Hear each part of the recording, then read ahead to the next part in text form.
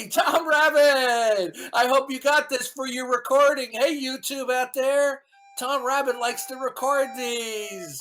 Hey, Tom Rabbit! I have a off-topic question. Feel free to answer or not answer. But I guess so. My question is, um, did you have difficulty finding your wife, and how did you find her? That's my question. I met my wife at a Bible study. Oh, it's a good idea. I went to not a small church. It wasn't a mega church, but it wasn't small either. And they had a young adult fellowship, and they would have weekly Bible studies. And that's where I ran into her. Nice. That's good. Good.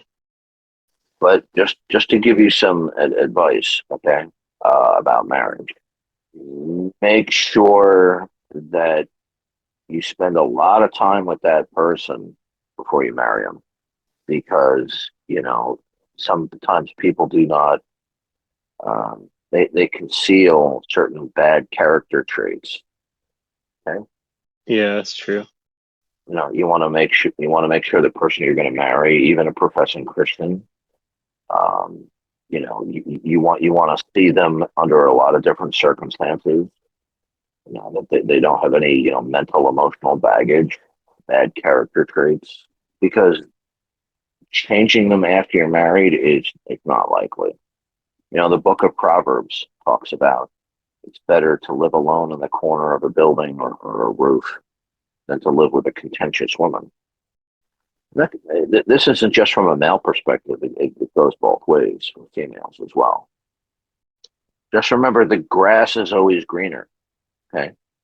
In marriage, you have companionship, you have love, but also in order to acquire that, you're also sacrificing a certain degree of freedom. So when you're not married, you can do what you want, when you want it, whenever you please. Yeah, those are good points. Do you think you chose your wife, or do you think God chose her? Both.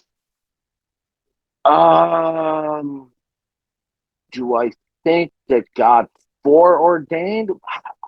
I wouldn't put it that way. I'm not a Calvinist, but you know, I believe that there are certain things that God would prohibit, and other things that God would. I hold to the notion that God foreknows an array of counterfactuals, some of which He will allow, some of which He'll prohibit.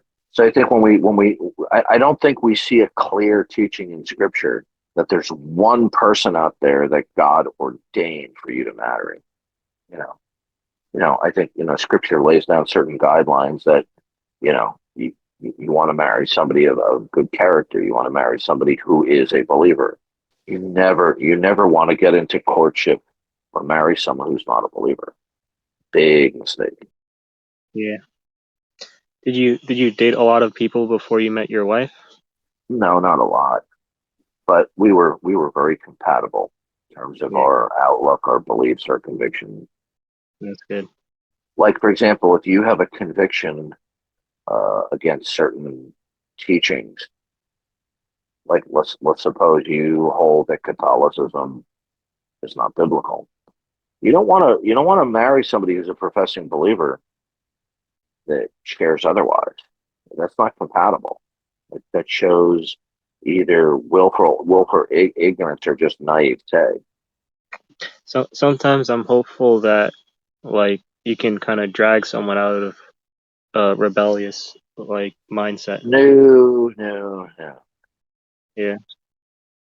I guess that's God's work. Well, we're not robots. Okay, so God is sovereign. He's in control, and He convicts us with our spirit to do what is right. But we also have to cooperate. What's shocking to me is just how dishonest the unbelievers are that we deal with on a regular basis. Even after 14 years, it's still shocking the level of dishonesty that we deal with. And I'm not saying they're dishonest because they merely disagree. It's clear they're clearly dishonest.